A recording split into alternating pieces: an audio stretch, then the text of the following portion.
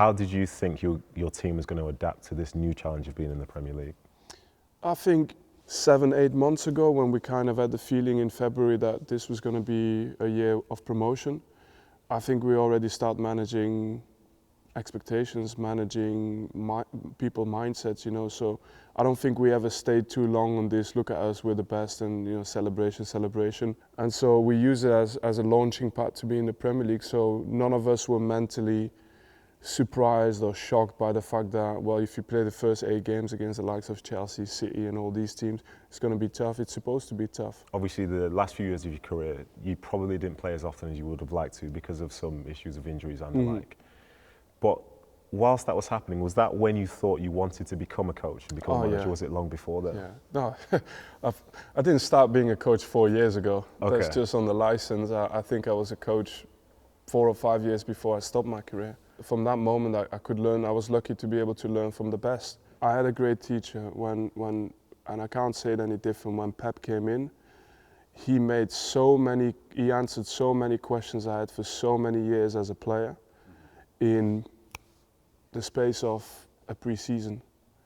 And from that moment, I was like, right, so now that I have solutions, I can start, thank you for that, and I can start finding my own solutions to more questions that I have. And it was just more a method of learning, of looking at the game, and that was key for me. And from that, whatever your style is, whatever you want to do, but it was a good starting point for me. How do you think these players perceive you, or the players that you've had so far, or rather, how would you want to be perceived by them? I think I give them really good habits for the job, and not just the job for life, because you know yourself, when football's gone, you rely more on those standards and habits than anything. Otherwise, you've got nothing left. That was my strength as a captain as well.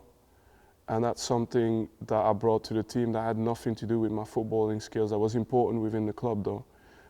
And this lives here.